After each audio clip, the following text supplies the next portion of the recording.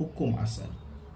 Apabila kita mempelajari hukum ra, maka kita kena tahu ra di dalam Al-Quranul Karim yang kita baca boleh dibaca dengan beberapa keadaan. Yang pertama, dia boleh dibaca dengan keadaan tebal. Apakah maksudnya dibaca dengan keadaan tebal? Yakni bunyi itu ditebalkan dan sifat takrir itu dikuatkan. Sifat takrir apa? Yakni getaran. Contoh, Ramadan, Ar-Rahman, itu. Ataupun Maryam, maka di sini ra itu dikuatkan sifat takrir padanya. Walaupun ra ini sifat takrir memang ada, sama ada tebal, nipis, maka dia tetap cuma tebal dikuatkan sedikit. Maka dalam hal tebal kita akan tengok ra ini dalam beberapa keadaan. Yang pertama, ra ini boleh dibaca tebal. Yang kedua, ra ini boleh dibaca nipis. Dan ra ini juga boleh dibaca dengan dua wajah. Yang pertama boleh dibaca tebal, yang pertama boleh dibaca nipis, yang ketiga boleh dibaca dengan dua wajah. Boleh dibaca tebal dan boleh dibaca nipis. Okey. Yang penting kita fokus kepada ra tebal dan ra nipis dulu. Okey. Ra yang wajib dibaca tebal, maknanya mesti kena baca tebal. Ia berlaku dalam beberapa keadaan. Yang pertama sekali, ra dibaca tebal apabila ra itu berbaris fathah ataupun ra itu berbaris atas. Contoh, di dalam Al-Quran kita akan contoh di dalam Al-Quran kita biasa baca surah Al-Fatihah. Surah Al-Fatihah. Alhamdulillahi Rabbil itu dibaca tebal. Ra. Jangan baca Rabbil Ra. Jangan baca Ra. Dia Ra. Alhamdulillahi Rabbil Alamin. Ar-Ra. Sebab ra itu berbaris atas.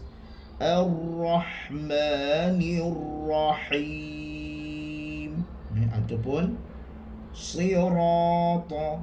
Sira, jangan sira, tak murah. Dia mesti kena tebal. Ra. Mesti kena ra. Jangan sira, ra, tak murah. Maka kalau anda kata kita sebut, dia tak boleh baca sira. Dia kena baca siratan. Siratan. Sebab itu kita bila sebut ra, kalau nama kita nama bahasa Arab, maka sebut ra betul. Contoh, Zahrah.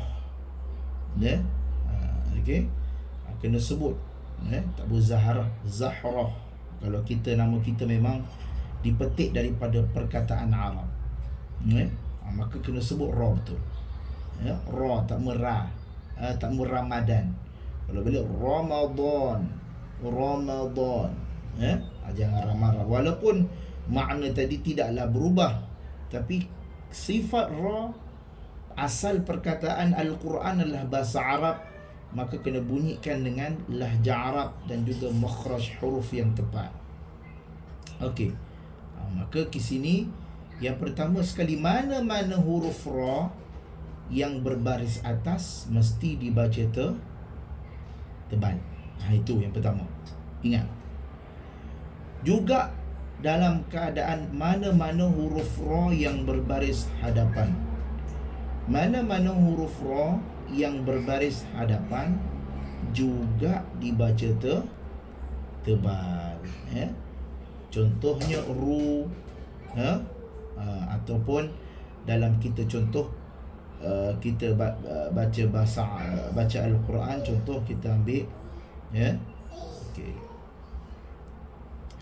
dalam Al-Quran. Contoh, okey, ru, ra, ru, itu dibaca tebal.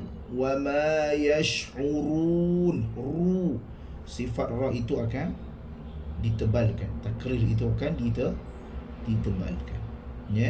Itu yang kedua. Maknanya ra tebal ini dibaca yang pertama sekali baris atas, yang pertama sekali ra itu baris depan. Itu clear. Maknanya ra ini sama ada baris atas ataupun baris hadapan. Okey, kemudian yang ketiga, ra sukun sebelumnya berbaris fathah. Ra ni mati dah. Sebelum huruf ra itu ada huruf lain, tetapi huruf itu berbaris atas. Contohnya Maryam, ra ni dah mati. Tak boleh sebut nak tak, ra ni tak tahu kita nipis ke dia tebal. Ra ni nipis ke tebal sebab ra dah mati. Tengok huruf sebelumnya. Tengok huruf sebelumnya, keturunan sebelumnya. Kalau keturunan sebelumnya berbaris atas ataupun keturunan sebelumnya berbaris hadapan, maka ra itu dibaca tebal. Maryam, Maryam. Okey, contohnya kalau kita baca Al-Quran, biasa kita akan baca apa? Innal ladzina kafaru. Ru tebal ke nipis? Ru tebal, huruf ra baris depan. Innal ladzina kafaru sawa'un 'alaihim a'anzar. Nampak? Kat sini biasa kesalahan para pembaca Al-Quran, dia a'anzar, zartahum, dia telah bunyi Melayu dah. Zar, tak muzar. Dia kena tahum dengan zartahum berbeza. A'anzar tebal, zartahum, jangan zartahum, jangan terbuka sangat, naikkan sedikit. Bila tafkhim maksudnya tebalkan. A'anzartahum. Biasanya huruf ra ini mati sebelumnya mesti berbaris atas ataupun sebelumnya dia berbaris hadapan. Maka di sini kita kena tebalkan dia. Okey. Seterusnya, ra sukun sebelumnya berbaris dhammah, ni pun sama. Wala nursilanna, mesti kena tebal. Okey. Ra sukun sebelumnya berbaris kasrah dan huruf selepasnya adalah huruf isti'la berbaris fathah di dalam satu kalimah. Ini juga dibaca tebal. Huruf yang keempat ni, nombor 1, 2, 3, 4 ni tak ada masalah lah. Sampai nombor yang kelima diperhatikan betul-betul. Ra sukun sebelumnya berbaris kasrah. Ra yang mati sebelumnya ada huruf, tapi huruf itu berbaris bawah. Di confirm nipis ni dia tak tebal. Tetapi selepasnya ada huruf isti'la yang berbaris atas. Kita tahu kebanyakan huruf isti'la merupakan huruf yang tebal. Dan bila huruf tebal, bila baris atas, maka dia punya ketebalan itu di tahap maksimum. Maka di sini dibaca dengan keadaan ra itu tebal. Firqatin. Firqatin. Dibaca dengan keadaan tebal. Firqatin. Yang keenam pun sama. Apabila ra sukun sebelumnya berbaris kasrah yang mendatang. Ra sukun sebelumnya berbaris kasrah yang mendatang di dalam satu kalimah. Apa maksud ra yang mati sebelumnya ada huruf yang berbaris kasrah?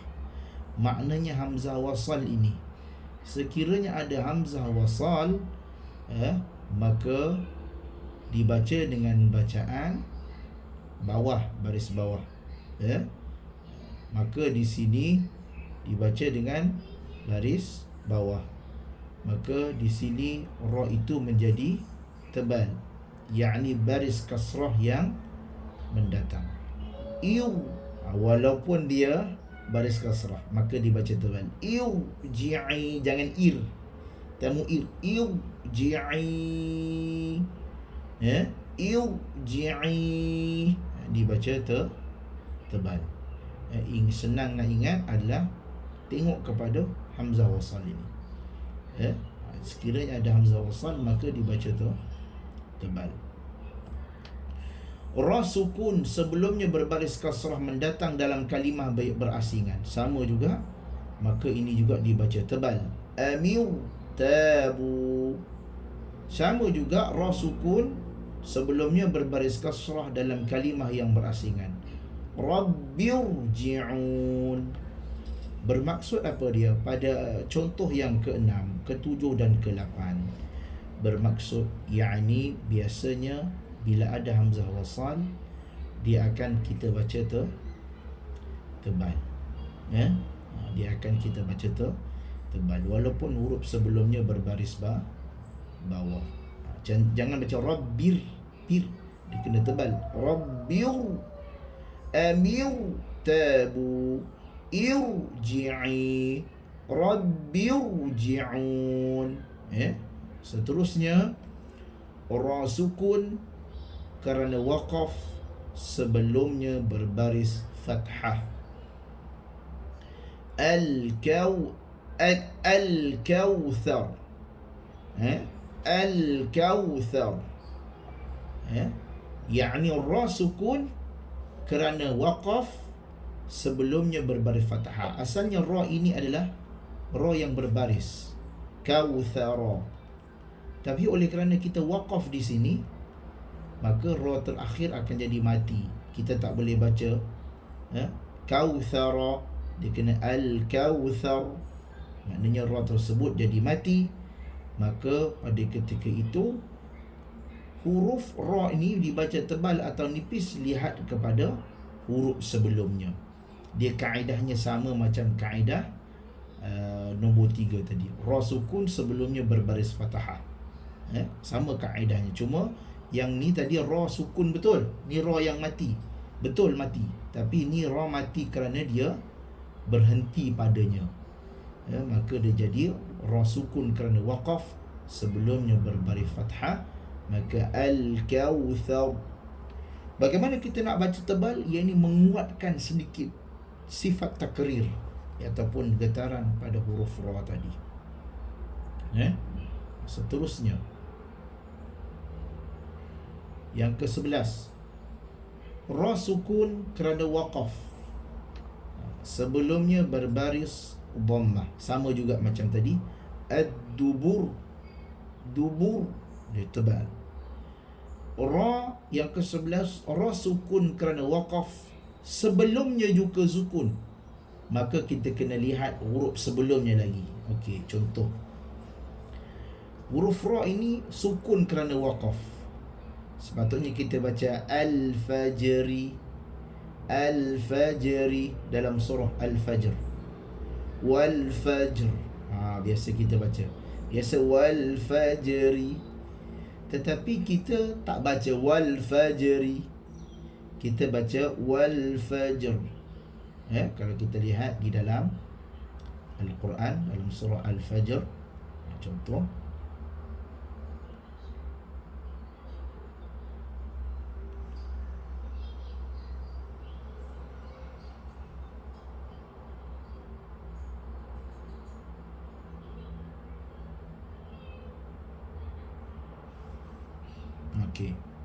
dalam surah Al-Fajr,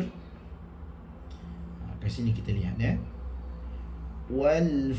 asalnya kita baca wal fajri, asalnya kita baca begitu. Tetapi oleh kerana kita mati, kita tak boleh baca wal fajri, maka ra tadi akan mati. Bila ra tadi mati, maka tengok huruf sebelumnya. Tiba-tiba huruf sebelumnya pun tak hidup juga, mati juga. Maka kena tengok huruf sebelumnya lagi satu. Tengok dia punya keturunan dia. Yakni fa ini berbaris atas. Maka di sini dibaca dengan tebal. Wal fajr. Wal fajr. Sini pun sama. Ra ini sukun kerana dia waqaf. Huruf sebelumnya pun sama juga, mati juga. Tengok ain. Maka ra ini dibaca tebal. Walayalin ashur. Sini pun sama. Ra ini sukun kerana waqaf. Ta ini pun mati. Tengok waw dia berbaris atas. Ra ini dibaca tebal. Wasyaf'i wal watr. Ini pun sama. Huruf ya itu berbaris atas. Walaupun sin mati, ra ini mati kerana waqaf. Wallayli idza yasr. Barulah di sini dibaca nipis. Nanti kita akan belajar kerana huruf ha dibaca nipis. Hal fi dhalika qasamul lidhi hijr. Nampak? Sekali lagi saya ulang, dengar betul-betul. Wal fajr walayalin ashr wasyaf'i wal watr wallayli idza yasr. Baru nipis. Hal fi dhalika qasamul lidhi hijr. Dibaca nipis. Ini dikurangkan sedikit, ataupun diturunkan sedikit sifat takrir pada huruf ra tadi. Dia masih ada sifat tu, cuma dikurangkan sedikit. Itu nipis. Sekarang kita pergi kepada tebal. Sama juga ra yang sukun kerana waqaf, sebelumnya juga sukun, tapi sebelumnya lagi huruf berbaris dhammah. An-nur, contoh dalam surah At-Tur. Wat-tur wal qalami wa ma yasturun. Okey. Ini antara ra yang tebal. Kita ulang kaji balik. Yakni ra yang dibaca tebal. Ra yang dibaca tebal. Okey.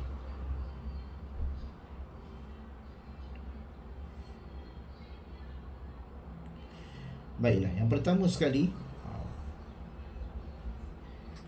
kita ambil nota kita. Yang pertama sekali ra yang dibaca tebal adalah yang pertama ra berbaris atas dan hadapan.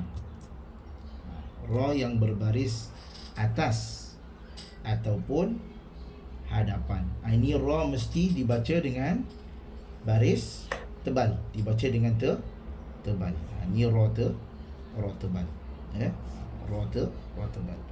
Contohnya macam kita baca Ramadan.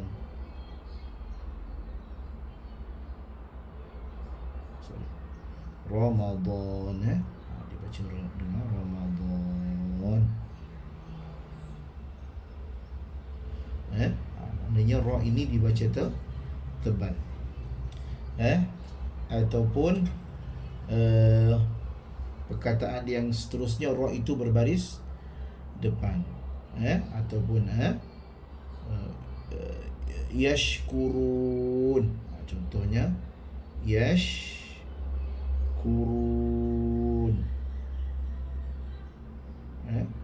Yashkurun. Kat sini ra ini dibaca dengan tebal. Jangan dibaca nipis.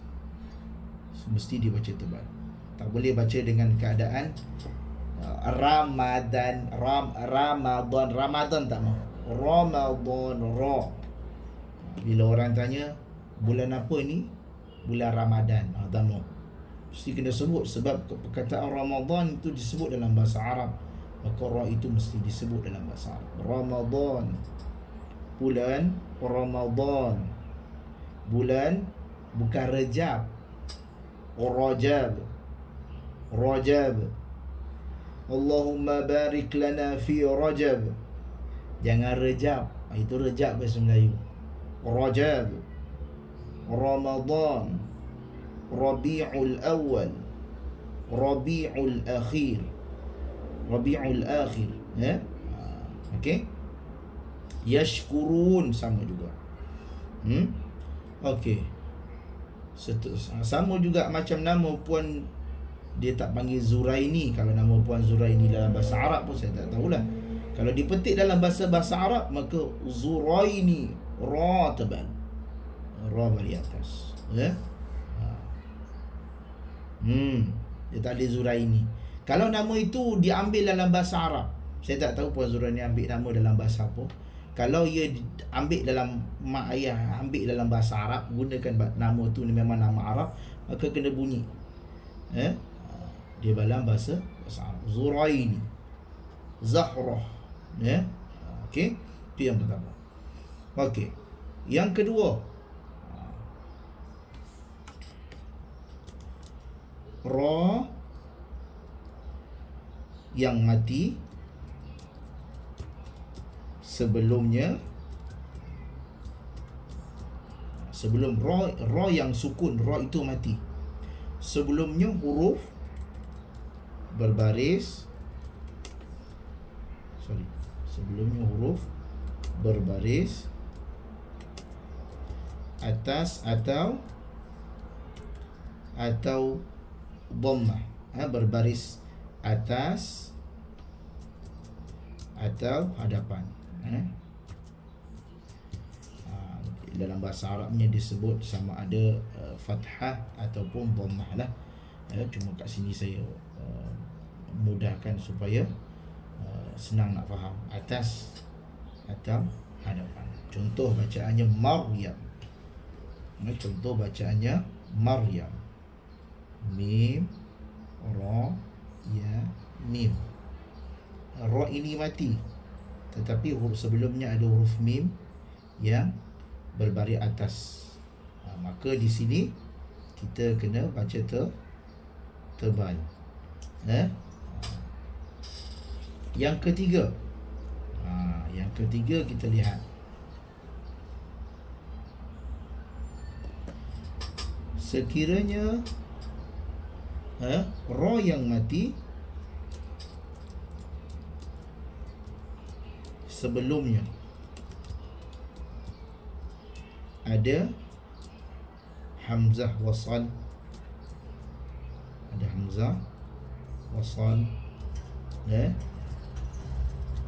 yang dibaca kasrah mendatang,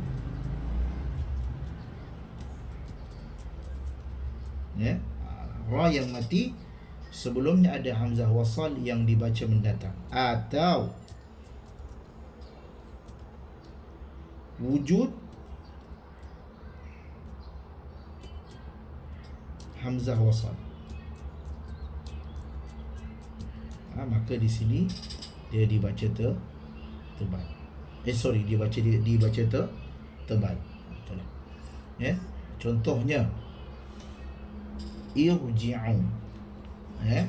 Kalau ada hamzah wasal, bacaannya walaupun huruf ra itu mati, walaupun dia dibaca bawah tetapi dia ditebalkan ra itu. Ji-ain.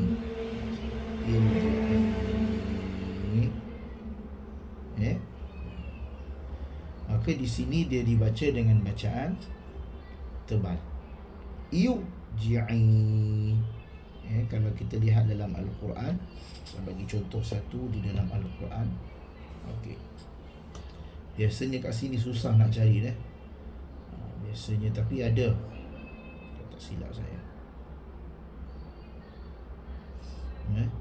Kalau jumpa nanti saya akan tunjukkan. Cuba susah sedikit, dia agak terpencil, agak terpencil sedikit.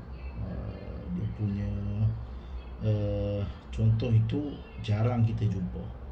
Jarang kita jumpa. Okey. Kalau kita lihat seterusnya, nanti kita tengok. Yang keempat,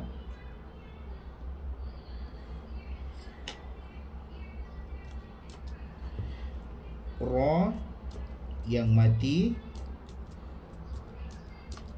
huruf sebelumnya pun mati,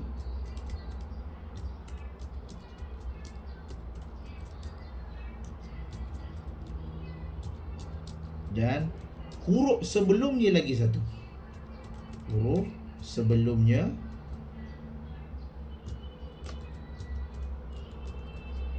berbaris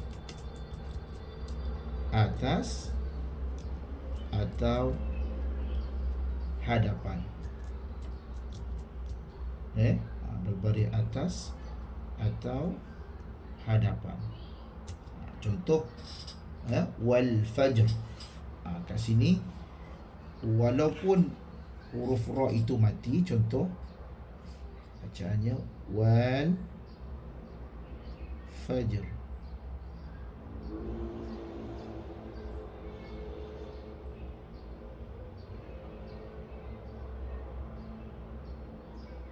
Okey, ayat yang pertama pada surah Fajri lah, surah Al-Fajr. Huruf ra di sini adalah mati kerana dia waqaf padanya. Huruf yang mati kerana waqaf lah.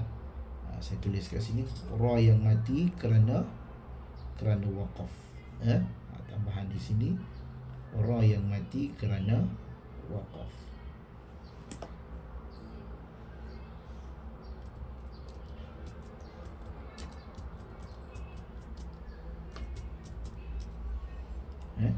Ra yang mati kerana waqaf.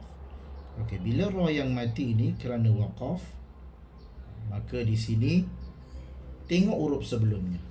Jika huruf sebelumnya pun mati, maka kita tengok huruf fa, yakni huruf sebelumnya lagi. Kalau huruf sebelumnya berbaris atas ataupun hadapan, maka dia dibaca dengan bacaan tebal. Dibaca dengan bacaan tebal. Samalah juga. Ataupun ra sukun. Kalau kita lihat di sini, ra sukun kerana waqaf, huruf sebelumnya sukun, yang lain berbaris dhammah. Kat sini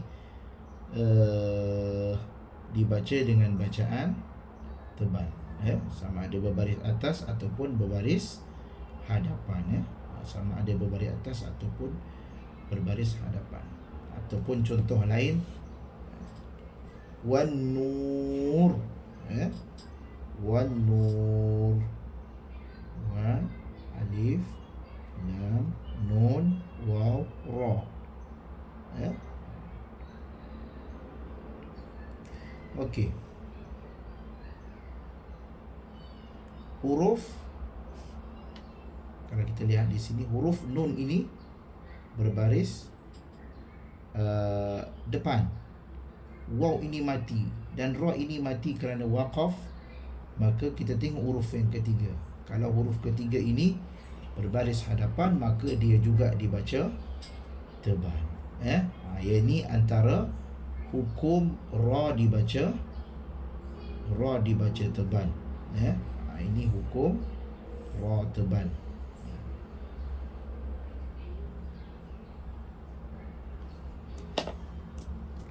Hukum ra dibaca tebal. Ini hukum ra dibaca dengan bacaan tebal. Okey, sekarang kita pergi kepada hukum ra dibaca dengan bacaan nipis.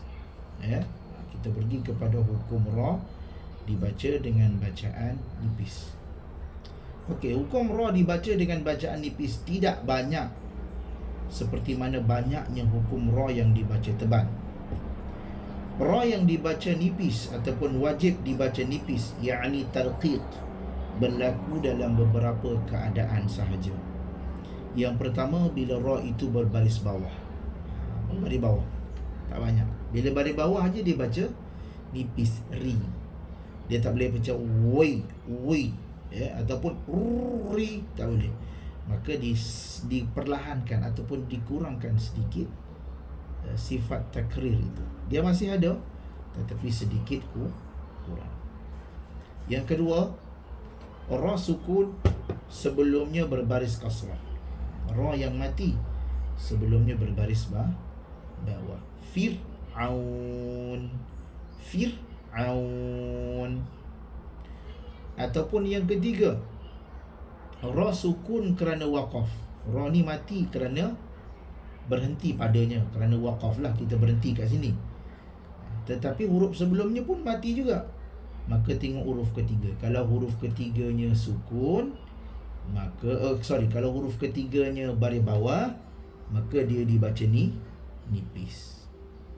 Contoh as-sihr. Sihr. Sikit. Jangan sihir. Dia sihr.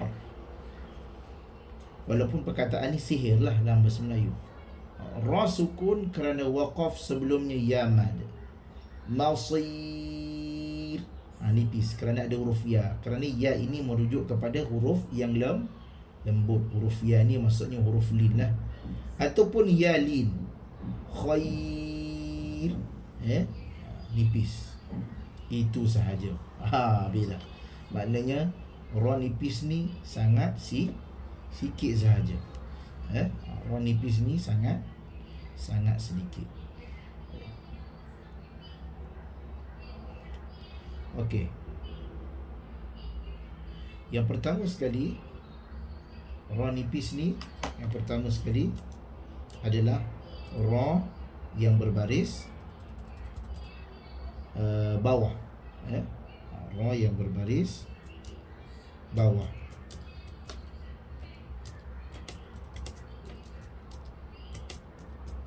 Ra yang berbaris bawah ni maksudnya yakni ra yang berbaris kasrah lah. Maksudnya ra yang berbaris bawah. Kat sini kita tidak boleh baca dia dengan bacaan tebal. Contoh kalau nama Puan Zarina, tak saya tahu Puan Zarina ambil perkataan Arab ke ataupun Zarina. Biasa Zarina kot. Biasa kalau orang putih dia slang Zarina lah. Kalau orang bahasa Arab Zarina. Dia tak boleh baca Zawina, Ri tak boleh. Zarina, Ri senyum, Ri. Ataupun kita baca dengan perkataan ra baris bawah. Contoh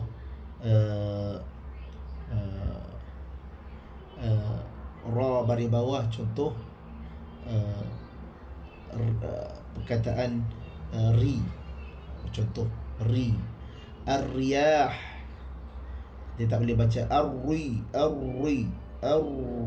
Dia tak boleh terlalu kuat dia punya sifat takrir. Ar-riyah. Dia nipis sahaja. Dia berbaris bawah. Ra yang pertama, ra yang berbaris bawah. Contohnya ar-riyah.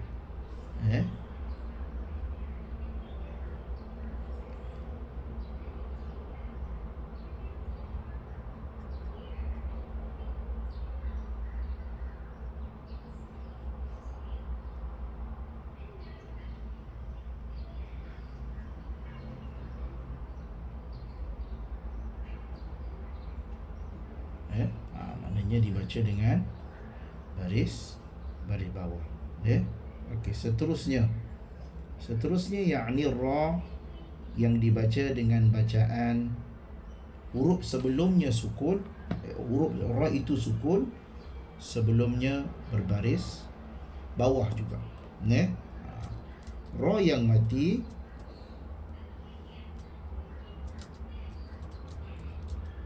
sebelumnya huruf berbaris bawah. Huruf sebelumnya berbaris bawah. Contohnya dalam bacaan, kalau kita tengok contoh kat sini, sihr. Contohnya perkataan as-sihr. Contoh dalam surah Al-Baqarah kita jumpa. Okey.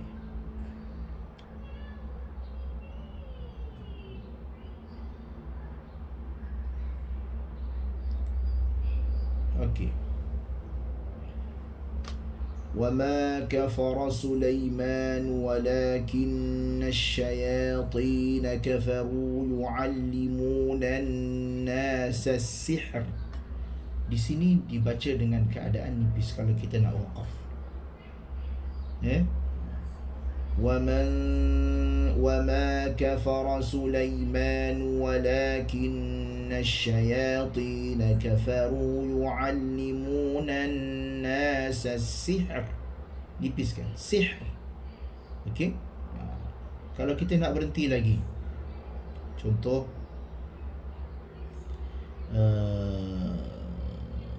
okey, sama juga. Walau annahum amanu wattaqaw lamathubatun min indillahi khair. Ini juga dibaca nipis. Jangan baca khair. Jangan baca tebal. Kerana ada ya lin di sini. Khair dibaca nipis. Dibaca nipis. Jangan baca tebal. Dibaca nipis. Okey.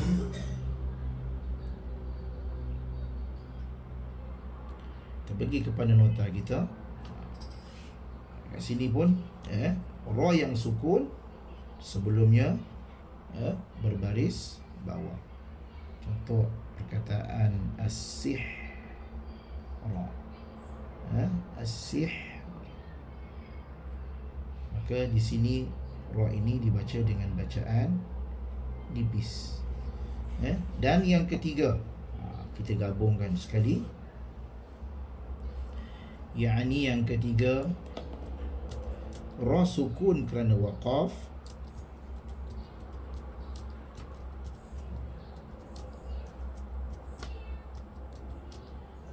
ra sukun kerana waqaf, huruf sebelumnya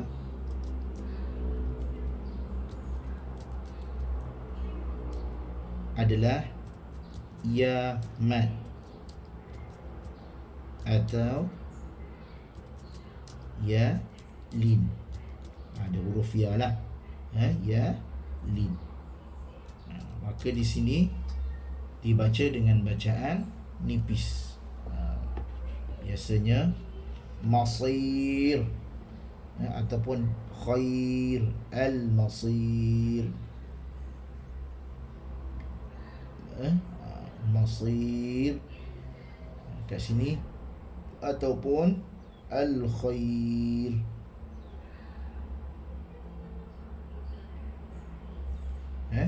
Di sini dibaca dengan bacaan nipis. Yani hukum ra dibaca dengan bacaan nipis.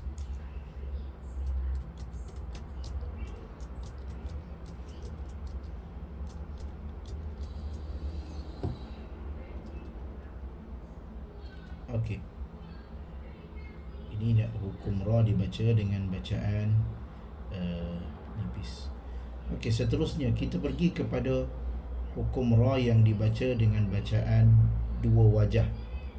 Hukum ra yang dibaca dengan bacaan dua wajah. Kita kat sini perhatikan betul-betul. Di dalam riwayat Al-Imam Asy-Syatibi, maka dia ada kaedah dia di dalam kita membaca hukum ra yang dibaca dengan keadaan dua wajah. Ra yang dibaca dengan keadaan dua wajah. Okey, kita lihat kepada nota kita. Ra yang harus dibaca tebal, tafkhim, ataupun dibaca nipis, tarqiq. Yang pertama, ra sukun kerana waqaf. Ra ini mati. Asalnya dia berbaris fathah. Sebelumnya huruf isti'ala juga mati. Dan sebelumnya lagi huruf berbaris kasrah. kat sini bacaan tebal lebih utama. Walaupun para ulama menyatakan boleh kedua-duanya, maka bacaan tebal ini lebih utama. Contoh Misr. Misr. Jangan, boleh juga dibaca dengan Misr.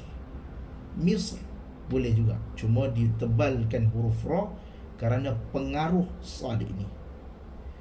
Kerana mis kena menebalkan sifat safir pada huruf sad, iaitu berdesir, dan akan mempengaruhi huruf ra tadi. Al-Misr.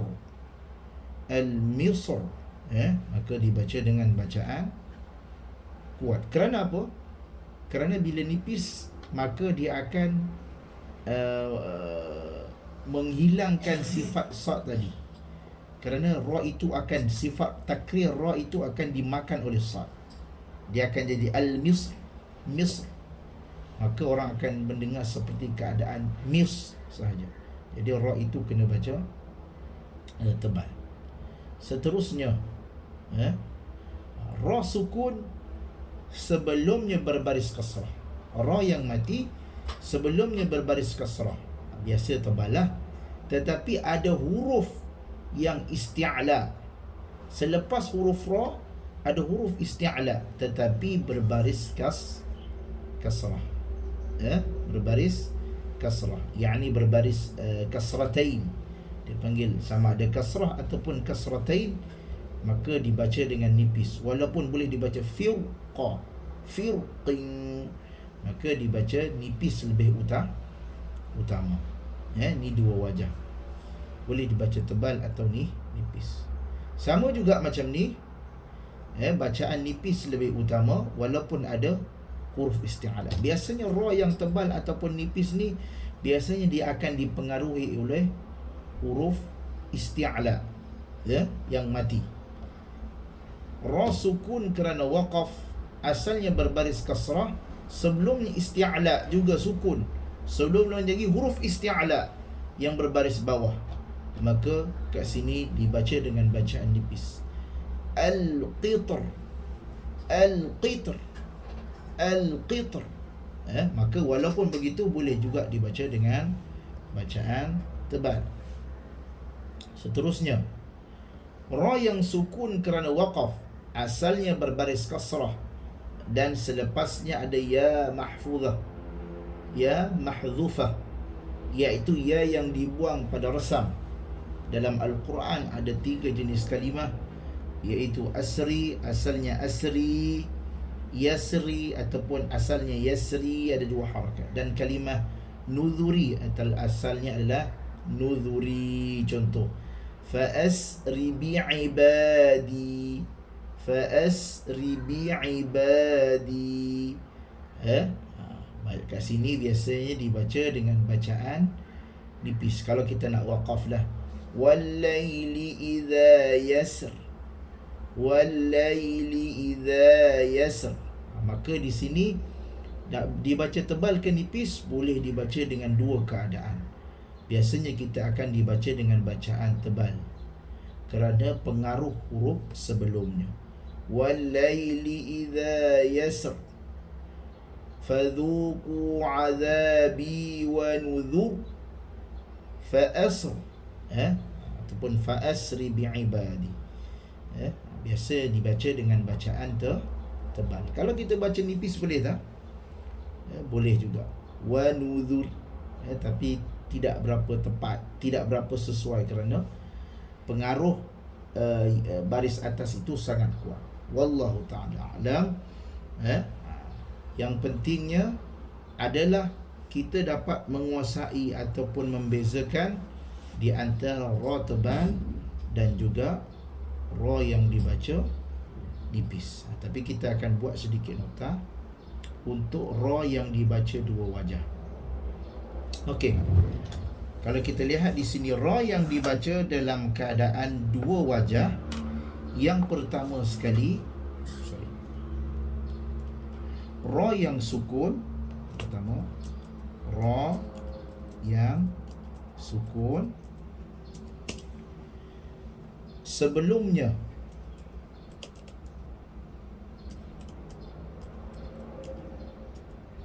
huruf isti'la.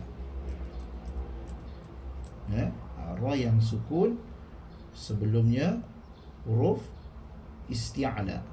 Kita lihat di sini, ra yang sukun berbaris atas sebelumnya ada huruf isti'la yang tebal. Ra yang sukun sebelumnya ada huruf isti'la.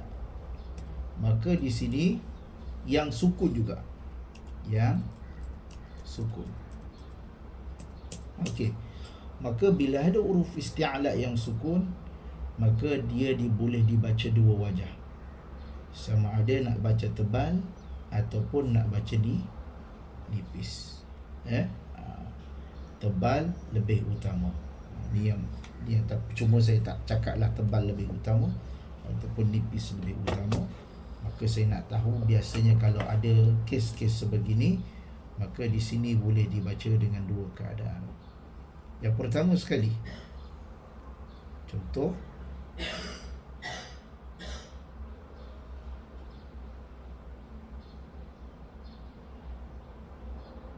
sad ini huruf isti'la yang mati, ra ini berbaris atas, maka di sini boleh dibaca dalam keadaan dua wajah. Boleh dibaca dalam keadaan dua wajah.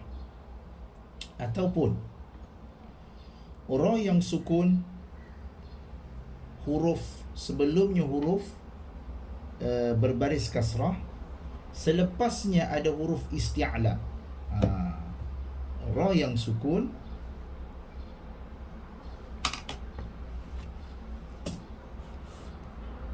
yang kedua, ra yang sukun sebelumnya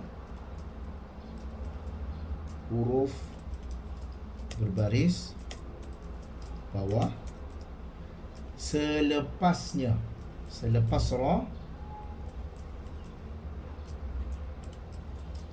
ada huruf isti'la. Ada huruf isti'la.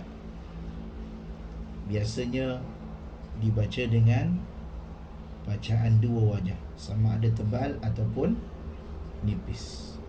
Contoh firqi, ataupun fir ataupun fir dibaca dengan nipis ataupun tebal. Contoh fa baris bawah, ra ini mati dan ada huruf qaf, yang kasratain, yang berbaris dua di bawah ataupun berbaris atas, boleh juga. Maka dibaca dengan keadaan dua wajah.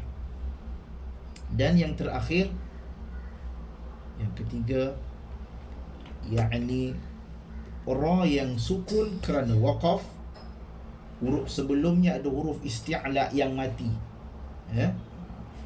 Contoh ra yang sukun kerana waqaf, sebelumnya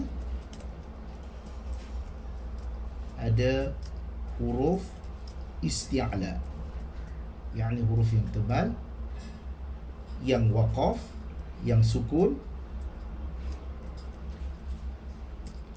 sebelumnya huruf berbaris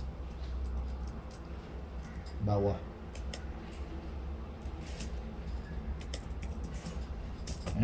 Maka di sini juga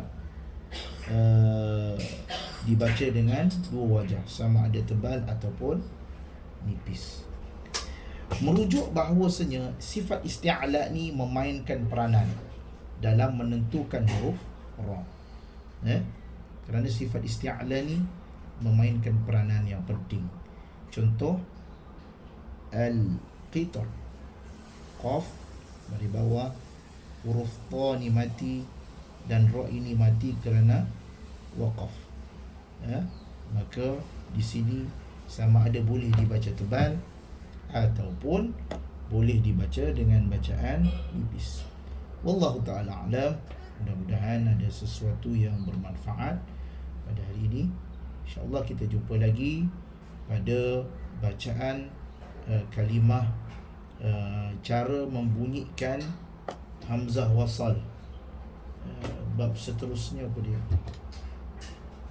Yakni cara membunyikan hamzah wasal ataupun cara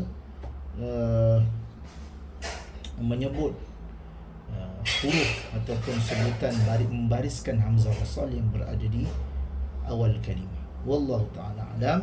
InsyaAllah kita jumpa lagi. Subhanakallahumma wa bihamdika